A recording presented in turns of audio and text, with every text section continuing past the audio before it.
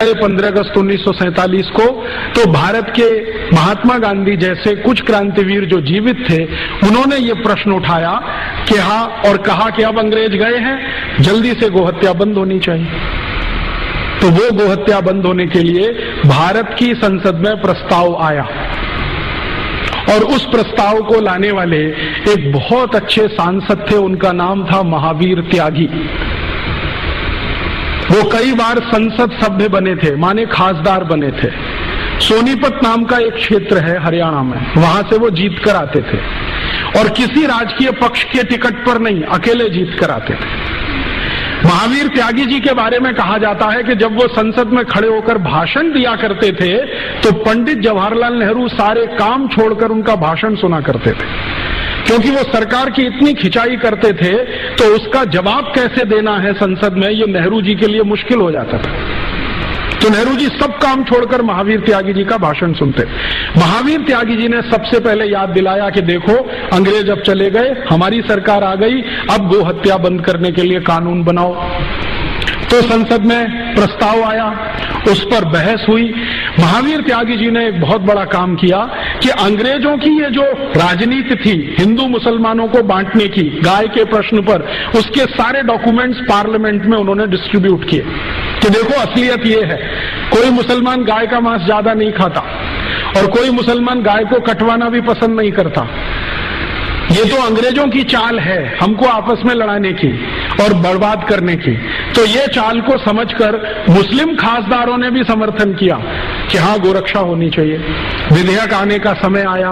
विधेयक के समय पर आप जानते हैं संसद का नियम ये है कि बहस जब पूरी हो जाती है तो वोट लिया जाता है, कौन किसके समर्थन में है। तो इस पर वोट का समय आया। वोट के समय में एक दिन पहले ये तय हो गया था कि भारत की संसद के मैक्सिमम एमपीज, सबसे ज्यादा खासदार गोरक्षा के समर्थन में हैं और मुश्किल से कुछ एमपीज जिनकी संख्या 10 भी नहीं थी वो गोरक्षा के विरोध में हैं। तो 10 एक तरफ हैं, बाकी एक तरफ है, तो इसका माने प्रस्ताव पारित होना है। अगले दिन जिस दिन ये वोट के लिए आया तो पंडित नेहरू ने कहा कि मुझे कुछ कहना वोट से पहले। क्या कहना है जी? पूरे संसद की निगाहें नेहरू जी की तरफ। नेहरू जी ने कहा कि अगर गोरक्षा का प्रस्ताव पारित हुआ तो मैं इस्तीफा दे दूंगा।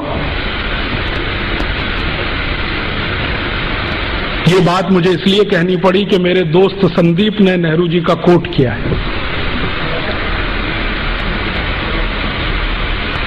कई बार हमें धोखा हो जाता है, चेहरा कुछ होता है, असलियत कुछ होती है। हमारे देश में अभी थोड़े दिन पहले से एक बहुत बड़ा मामला आया है सामने, बहुत गंभीर मामला है।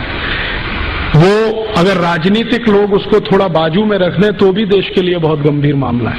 गंभीर मामला ये है कि रूस की खुफिया एजेंसी केजीबी के एक बहुत बड़े ऑफिसर ने एक दस्तावेज आधारित किताब लिखी है जिसमें उसने नाम लेके कोट किया है कि भारत के कौन कौन प्रधानमंत्री, कौन कौन मंत्री रूस से पैसा लेते रहे और रूस के समर्थन में इस देश में कानून बनाते रहे।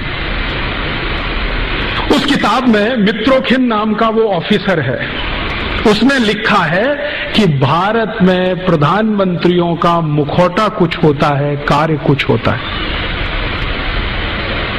ये बात आपको समझ में आए इसलिए मैंने सुना है कि नेहरू जी आजादी के पहले भाषण दे रहे हैं कि कत्ल खानों के सामने से गुजरता हूं तो मुझे घिन आती है, 1 मिनट में खड़ा नहीं रह सकता, चील कौए मंडराते हैं, मेरी आत्मा मुझे कचोटती है। प्रधानमंत्री बनने के बाद जब गोरक्षा का प्रस्ताव आता है तो वही नेहरू जी कहते हैं कि प्रस्ताव पारित हुआ तो मैं इस्तीफा दे दूंगा। क्यों? कारण क्या है? इस पे खोज होनी चाहिए कि आजादी के पहले एक कहा और आजादी मिलते प्रधानमंत्री बनते इस्तीफा देने लगे। अब उस जमाने में होता क्या था, नेहरू जी की धमकी के इस्तीफा दे दूंगा तो पूरी पार्लियामेंट हिल गई महावीर त्यागी को छोड़कर, क्योंकि उनके ऊपर इसका कोई असर नहीं था, क्योंकि वो कांग्रेस के टिकट पर कभी चुन के नहीं आते थे। तो जो कांग्रेस के टिकट पर चुन के आने वाले खासदार थे उनके लिए प्रश्न खड़ा हो गया, अब क्या होगा? नेहरू जी इस्तीफा दे देंगे, सरकार चली जाएगी, पता नहीं दोबारा जीत के आएंगे कि नहीं आएंगे, मंत्रिमंडल में स्थान मिलेगा कि नहीं मिलेगा। ये होता है ना, आज भी होती है ना तकलीफ। अभी थोड़े दिन पहले एनडीए सरकार चलती थी, श्री अटल बिहारी वाजपेयी ने कहा इस्तीफा दे दूंगा। देखा आपने कैसा तमाशा हुआ। एक दिन ऐसा हुआ, श्रीमती सोनिया गांधी ने कहा मैं प्रधानमंत्री नहीं बनूंगी। आपने देखा कैसा तमाशा हुआ दिल्ली में। ऐसे ऐसे खासदार, बंदूक तमंचा, मैं अभी आत्महत्या कर लूंगा क्योंकि सोनिया गांधी हमारी वो प्रधानमंत्री नहीं बन रही है। थोड़े दिन के बाद क्या हुआ, वो वहां चले गए, वो वहां चले गए। किसी ने आत्महत्या किया क्या? सोनिया गांधी प्रधानमंत्री नहीं बनी फिर भी किसी ने आत्महत्या किया क्या? राजनीति में चेहरे कुछ होते हैं, मुखौटे कुछ होते हैं। इतने सारे उदाहरण मैं आपको दे रहा हूं एक ही बात समझाने के लिए, मुखौटे कुछ होते हैं, चेहरे कुछ होते हैं। बिल्कुल जरूरी नहीं है कि कोई बात जो कह दी है उन्होंने पब्लिकली उस पर वो टिकेंगे, क्योंकि हिंदुस्तान की राजनीति का यही सबसे बड़ा दुर्गुण है। एक दिन बोलना, अरे मुझे तो गलत कोट किया है अखबार वालों ने, अखबार वाले सुना देंगे देखो तुमने बोला है। हाँ बोला है तो तुमने गलत अर्थ निकाल लिया इसका। अब कितने अर्थ होते हैं किसी शब्द के, ये पॉलिटिशियन से आप पूछिए। ये जो बीमारी है ना भारत में, नेहरू जी के समय से है, आज की नहीं है।